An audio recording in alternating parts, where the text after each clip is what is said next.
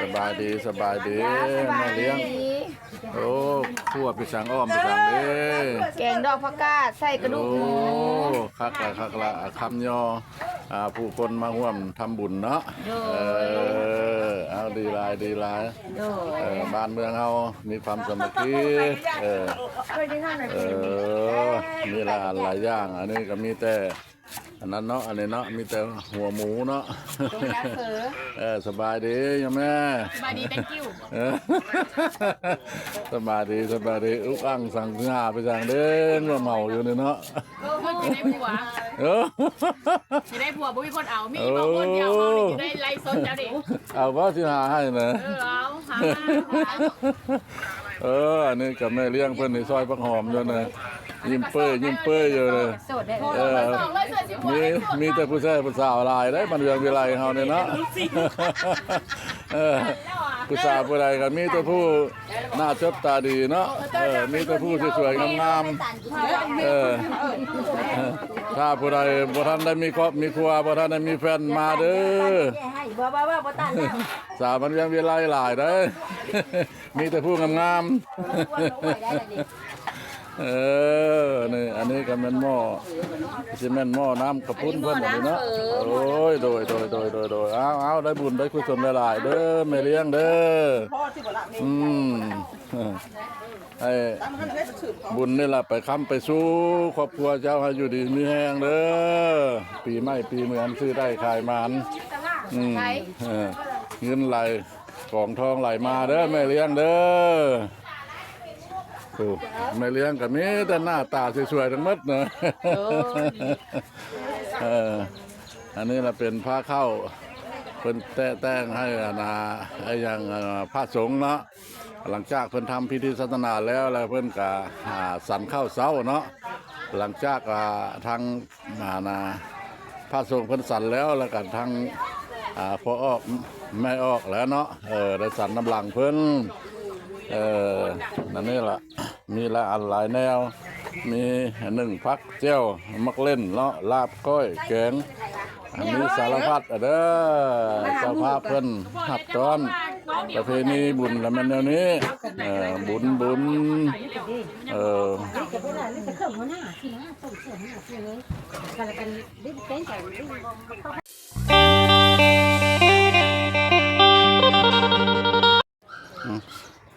ทักทายสบายดีบรรยากาศยามเช้าๆเนาะของวันที่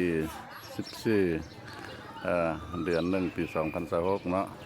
ทางพ่อบ้านพ่อเลาะเราได้มาเก็บภาพบรรยากาศเนาะมาทำบุญทำกุศลว่าก็เตรียมมาว่าสิมาใส่บาตรเนาะดังเงินศพที่ว่าได้ปลงศพวาง3-4 วันนั่นแหละเนาะแล้วก็พร้อม3 วันเนาะ3 วัน 4 วันแล้วก็เลยเพิ่นเฮ็ดบุญแจกเข้าแล้วก็สิได้มาทำบุญน้ำเพิ่นเนาะใส่บาตรหยาดน้ำไปเบิ่งพร้อมกันเลยนี่นะมีบาตรเพิ่นเด้อมี1 2 3 4มีบาตร5 หน่วยเป็นตอนเช้านะครับเพิ่นเฮ็ดทางพิธีทางศาสนาแล้วเพิ่นก็สิได้ตักบาตรหยาดน้ำก็ถือว่าเป็นอันจบพิธีทางศาสนาเนาะอุปอันตปันธานิพันเตเจติจังสังฆังสัพพะทางกำลังทำพิธีทางศาสนาเพิ่นเดกังคาตุมหาโพธิพุทธรูปังสังฆรังสัทธากายสาวัจสามัตตาเจวะปันธาเจตังทังคันเตสยานเดอาสาเดทานเดเครื่องฟังใส่บาตรหยาดน้ำเนาะเป็นอยู่ตรงนี้แหละในทางพระสงฆ์เพิ่นทำพิธีทางศาสนาหลังจากนั้นก็ได้ใส่บาตรใส่เจ้าก็เป็นวัดจบพิธีแล้วก็ทางเจ้าภาพเพิ่นเนาะเพิ่นแล้วก็ได้เลี้ยงอาหารเช้าไปเป็นแต่เลี้ยงอาหารเช้าแก่ผู้มา ร่วมทำบุญทำกุศลเนาะคือละแปลว่าเฮ็ดตามนิตามของตามประเพณีเฮาเพิ่นอันใดมาร่วมทำบุญทำกุศลตักบาตรญาติน้ำแล้วกับทางเจ้าภาพเนาะเพิ่นก็ได้เลี้ยงข้าวได้เลี้ยงข้าวเช้าอะไรเนาะรับประทานอาหารเช้าแล้วก็เป็นอันจบพิธีเนาะโธ่มาทั้งผัวทั้งเมียเนาะได้บุญหลายแล้ว ผัวก็มาเมียก็มานะถือเป็นจังซี่ละประเพณีลาวเฮาเฮ็ดบุญแจกแม่เท่าขวัญที่ได้เสียชีวิตไปแล้วล่ะเนาะครบรอบ3 วัน 4 วันแล้วก็เพิ่นก็ได้เฮ็ดบุญเนาะบุญแจกก็ถือว่าเป็นอันจบพิธีทางศาสนาอันนี้แหละ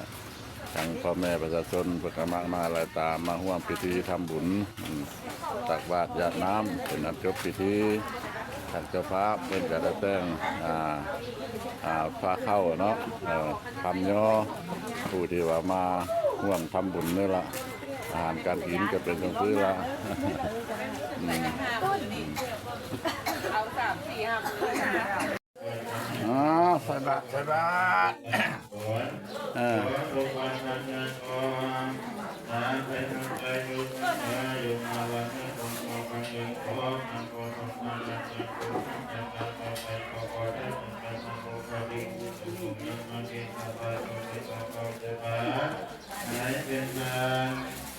แก่พระภิกษุแก่พระญาณพระเยซูคริสต์เป็นอาบุญการยังไงอิงเอาอามันในวันยามันแล้วมันสุเองมันมีข้อกันในพระผู้เป็นพระองค์ในองค์การปฏิบัติที่เราเขาจะมาเกิดขออะไรมามีเขาในวันเดียวกันแล้วพุทธะมาในเองก็ทำที่มันเป็นสิ่งที่เราต้องไปทำเอาละโอ้ไปโอ้ไปรักษามาเถิดมีพระไอ้ทุกข์มาไอ้ทุกข์ก็รู้จักมาทำเอ็นเอ๋ทุกข์ก็จะขอได้ดีใจมาเต็มใจในที่ความเจริญเจริญนี้จะทำงานใจทุกข์ในที่ข้าวตาขอต่อมาการขอได้ทุกเราแต่ทุกของงานทุกของเจริญมาทุกงานแต่ขอได้ของใจกันทุกงานแต่โอ้พระกิจเจ้าแต่ดินสะพานแต่ดินสะพานสะพานจิตผู้แล้วเกณฑ์ยานั่งให้นั่งให้นั่งทุกของนั่งแต่ทุกของนั่งในใจเสียเราแต่วันเดียวเราที่แล้วมันก็เป็นในทางที่เราเป็นสิ่งที่เราจะเราจะควรแล้วมันก็มาเป็นคนเจ้าต้องมาดูเป็นใจเราต้องมาดูปฏิบัติเราต้องมาไปสู่ที่ใครตัวสมณะของพระพุทธเจ้าแล้วอุตตาโดยเราพันเป็นทางโดยเราของเอ๋ยนางในที่ควรที่สุดแล้วพระพุทธะพระพุทธเจ้าพระกวาพระเป็นตัวเป็นพระผู้มีพระผู้เป็นในโลกนี้นางทั้งหลายจะช่วยพระโลกนาแล้วผู้ดูกระดับเป็นพระธาตุจริงหายดูกระดังสารีบุตรลาเวรเรือสัตตะสัมมาสัมพุทธัสสะเป็นเป็นสัตตะอิทิจะเป็นพระพุทธเจ้าผู้ใดในนั้นเองก่อนพระพุทธเจ้าเป็นพระสัมมาสัมพุทธเจ้าพระสัตตะเจ้าจิตตะธรรมเทศนาวัตุกรพระผู้มีพระภาคธรรมะอิมาจะให้เป็นคนอานิสงส์แก่พระพุทธเจ้าขอพระนำสังฆทานให้แก่พระภิกษุสามเณรและเป็นญาติธรรมและเป็นมาพระพุทธเจ้าเดี๋ยวเป็นเดี๋ยวคนอานิสงส์ยิ่งใหญ่เป็นสามนั้นแล้วจนพระพุทธเจ้าจะเป็นคนผู้เป็นอันนี้ก็ถูกใจอุตสาหโอ้ทั้งมวลนั้นแทนกันมาได้สักการะเดินไปพระพุทธเจ้าแทนคนตุสติเจมันก็ตุสนาจัตตาพระพุทธเจ้าพระเจ้าตุติตัว